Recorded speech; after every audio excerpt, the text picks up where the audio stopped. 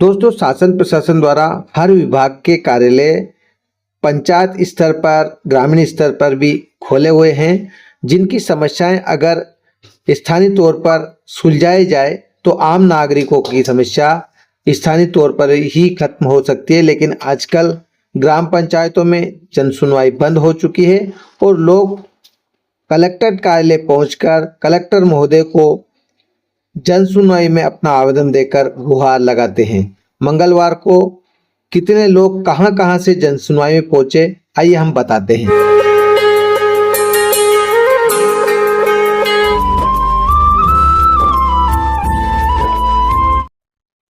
हाँ भैया, क्या नाम है आपका? गिरिराज कहाँ गौड़, से आए हो? सूरजखेड़ी ग्राम पंचायत सेलापानी से। अच्छा, आज जन सुनवाई में आए हो? जी, जन क्या सुनवाई में। मामला है? वो मेरे दादाजी को आवास मिला था। हाँ। वो मेरे दादाजी की डेथ हो गई, फिर वो नॉमिनी में मेरे दादी का नाम डाला तो मेरे दादी की भी डेथ हो गई और तीसरे नंबर में मेरा नाम डाला गिरिराज, पिता प्रेम नारायण। हम 4 भाई है। अच्छा अच्छा। जी, तो अभी आवास का लाभ नहीं मिला? अभी आवास का लाभ नहीं मिला और सरपंच महोदय ने पैसे भी ले लिए मेरे से सर 5,000 रुपए। 10 की मांग करी थी तो 5 तो मैंने दे दिए उनको और 5,000 रुपए और बाकी पैसे डलने के बाद की बोला। कितना चला? जब वो आवास स्वीकृत हुआ था तो काम चला? काम चलाया नहीं, प्लिंथ का काम कर रहा है। किस्त डली? एक किस्त डली बस अभी। सुनवाई में कलेक्टर सर को कुछ ज्ञापन देने के लिए, अपनी मांग रखने के लिए आई थी। क्या मामला है, इनसे बात करेंगे। हाँ, कहाँ से आए आप? पुरावट से। पुरावट से। क्या मामला है, क्यों आए थे आज? वो मेरे हस्बैंड ने लोन लिया था। हाँ। एयू बैंक वाले परेशान कर रहे हैं। हाँ।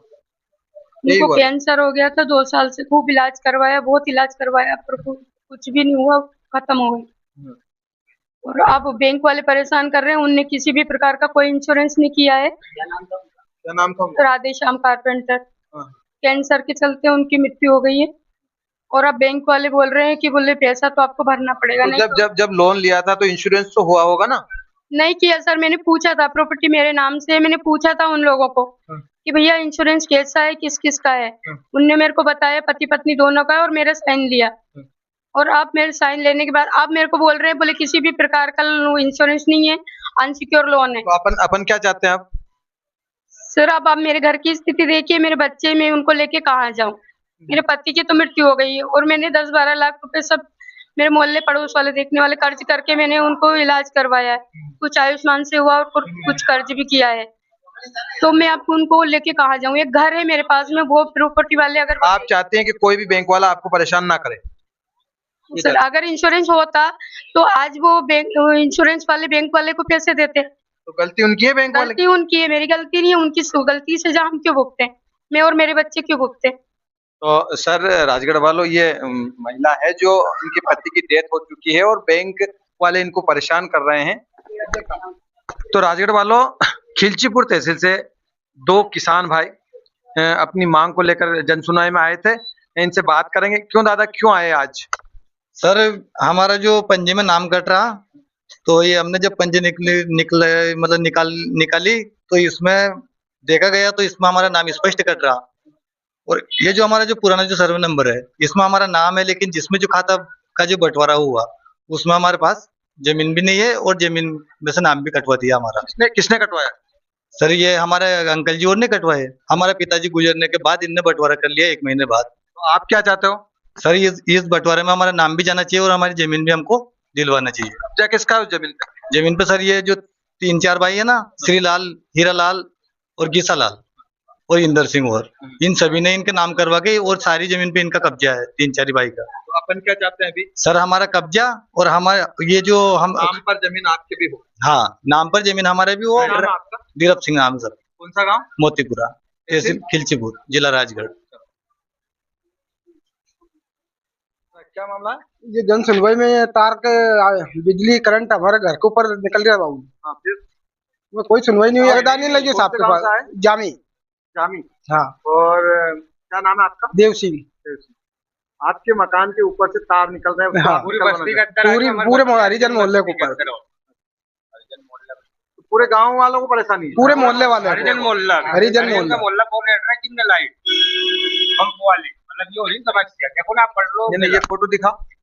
ये देखो 4-5 फोटो गए हमारे घर। राजगढ़ वासियों, पिछले कई दिनों से एक शिक्षिका है जो काम के लिए लड़ाई लड़ रही है और हर बार ये जनसुनवाई में आती है। तमाम तरह की शिकायतें इन्होंने सीएम हेल्पलाइन पर भी की हुई है, लेकिन इनको निराकरण प्राप्त नहीं हुआ है, इनका समाधान नहीं हुआ है। क्या मामला है मैम, आज फिर आप जनसुनवाई में आए जी, पास से? पहले भी मैं आई थी 9 तारीख को।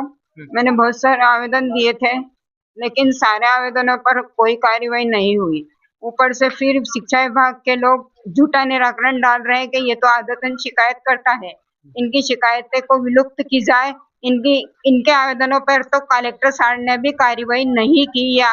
ये निराकरण डीओ सर ने डाला। फिर मैं एसएमसी का गठन हमारे स्कूल में नहीं हुआ और आज की वर्तमान स्थिति में भी नहीं हुआ है। इन्होंने झूठा ऊपर निराकरण पहुंचाया है कि हमने एसएमसी का गठन 26 तारीख को कर दिया। उसी की शिकायत लेकर आज मैं आई हूँ, क्योंकि हमारे गांव के बच्चों के पेरेंट्स को एक को भी पता नहीं है कि 26 तारीख को चुनाव हुआ है। तो फिर किसकी उपस्थिति में इन्होंने चुनाव किया? आज आवेदन किसको दिया? आवेदन मैंने कलेक्टर सर जनसुनवाई में नहीं थे, मैंने डिप्टी कलेक्टर महोदया निधि मैम को दिए हैं। वो मेरी फाइल भी देख रही है वैसे, और उन्होंने आज मुझे ये अनुविभागीय अधिकारी को जांच सौंपी है। अब देखती हूँ ये कहाँ तक जांच होती है और कार्रवाई होती है। मैम, आपका जो प्रकरण है बहुत लंबा खींच गया। आप तो ये बताइए, मुझे भी बताइए और पूरे राजगढ़ वालों को भी बताइए, प्रशासन को भी बताइए, आप चाहते क्या हैं? मैं ये चाहती हूँ कि जो मुझे इतने दिन से मानसिक तनाव दिया गया है, मैं 3 साल से सत्य की लड़ाई लड़ रही हूँ। मेरी अगर कुछ भी गलती हो तो मुझे बता दे, मैं स्वीकार कर लूंगी। नहीं, पर अपन चाहते क्या है, मतलब क्या चाहती हूँ कि मेरे स्कूल का विकास हो, शराबी लोग स्कूल में ना घूमे। शराब का अड्डा बनाया हुआ है, इनके शिक्षक शराब पीते हैं, इनके रसोइया शराब पीते हैं, आए दिन शराबी लोग खाना बनाने आ जाते हैं। तो स्कूल है क्या है? अब कोई सुविधा मतलब आपका कहना है कि आपके स्कूल में कोई शराबी ना आए और स्कूल का विकास हो, यही आपकी मांग है? यही मांग है, और स्कूल का विकास करने के लिए मैं तैयार हूँ। मैं अपना वेतन लगाऊंगी खुद का। 10% राशि में लगा कर तो उस स्कूल को डिजिटल बनाना चाहती हूँ। आज मेरे गाँव दिक्कत क्या आ रही है? दिक्कत ये आ रही है कि ये विभाग के लोग मेरा साथ नहीं दे रहे हैं, भ्रष्ट शिक्षकों का साथ दे रहे हैं। एक बच्चे पे 4-4 का वेतन निकाल रहे हैं। एक बच्चा है मात्र मिडिल में और 4 लोगों का वेतन निकल रहा है आज की कंडीशन में भी। तो क्या ये नियम है? शासन के रूल में अगर एक बच्चे पे 4 टीचरों का 3 टीचरों का नियम है, तो पूरे मध्य प्रदेश में आप एक बच्चे पे 4-4 टीचर दे दीजिए, 3-3, तो बेचारे सब। इस बारे में आपने डीओ सर सब जगह उनको तो सबको पता है। डीओ सर को भी दे रखा मैंने, आवेदन हमारा गया है। कलेक्टर सर के पास मेरी पूरी फाइल है, निधि मैम के पास भी है। तो सारी बेरोजगारी खत्म हो जाएगी। एक बच्चे पे 4-4, 3-3 टीचर पूरे मध्य प्रदेश में दे दो। मसला है ये, क्या चाहती है आपने सुन ही लिया होगा। इनको न्याय अवश्य मिलेगा, ऐसा आपसे अनुरोध है। बहुत बहुत धन्यवाद।